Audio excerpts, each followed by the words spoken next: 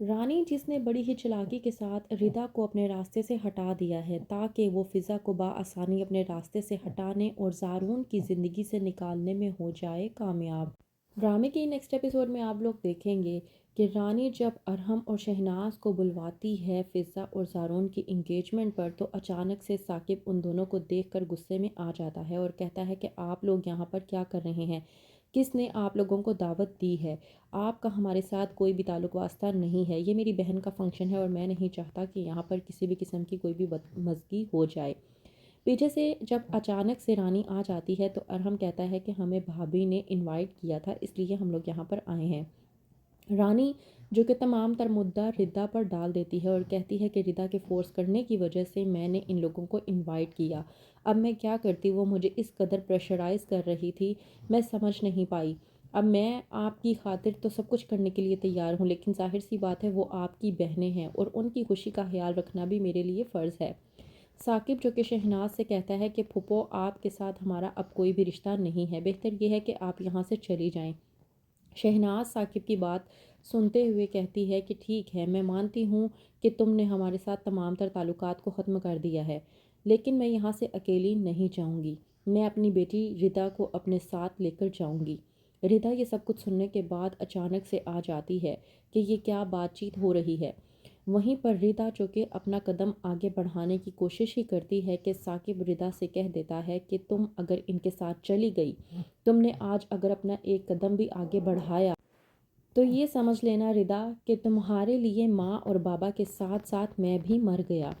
रिदा समझ नहीं पाती कि वो आखिरकार क्या करे, लेकिन रानी जो कि पीछे से आकर रिदा को थपथपाने की कोशिश करती है, ये सोचकर कि अगर रिदा इन लोगों के साथ चली गई तो वो फ़िज़ा को आसानी से डील कर पाएगी। ऐसा ही होता है, रिदा जो कि रानी की शय पे आकर शहनाज और अरहम के साथ जाने के लिए हो जाती है तैयार, यहाँ तक कि अपने भाई का एहसास तक नहीं करती। मंगनी के बाद जब जाती है रानी अपनी वालदा ज़किया से मुलाकात के लिए, कहती है रानी अपनी वालदा ज़किया से कि आप लोगों ने फ़िज़ा को मेरे लिए मेरे गले का फंदा बनाकर रख दिया है। ज़किया रानी को समझाने की कोशिश करती है और कहती है कि तुम क्यों परेशान हो रही हो, तुम्हें परेशान होने की ज़रूरत नहीं है। इस बात पर रानी भड़कती है और कहती है कि मुझे परेशानी देकर, मुझे परेशान करके आप मुझे कह रही हैं कि मैं परेशान ना हूँ। खैर, मैं आपको एक बात बता दूँ कि मैंने अपनी इस परेशानी का हल बहुत अच्छे तरीके से सोच लिया है। अपनी इस परेशानी से किस तरह से बाहर निकलना है ये मैं बहुत अच्छे तरीके से जानती हूँ। ज़किया रानी की ये बात सुनने के बाद डरने लगती है और कहती है कि रानी तुमने क्या सोचा है, तुम आखिरकार क्या करना चाहती हो। रानी मैं तुम्हें पहले ही बता दूं कि कोई ऐसा कदम ना उठाना कि जिसकी वजह से तुम्हें और बाकी सबको पछताना पड़े।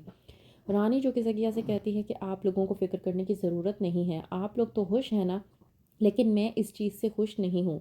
मैं इस चीज़ से बहुत ज़्यादा परेशान हूँ और आप बहुत अच्छे तरीके से जानते हैं कि अपनी परेशानी का हल मैं किस तरह से तलाश करती हूँ।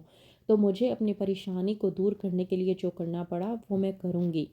ज़किया रानी की ये बातें सुनने के बाद खौफज़दा हो जाती है और सोचती है कि वो क्या करे और किसको जाकर बताए कि रानी क्या करने वाली है, जिससे वो खुद भी अनजान है।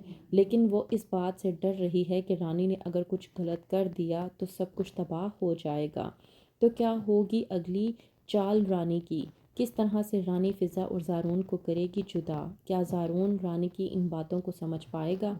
और क्या फ़िज़ा शिकंजे से निकल पाएगी रानी के? जानने के लिए देखते रहिए ड्रामा सीरियल शिकंजा।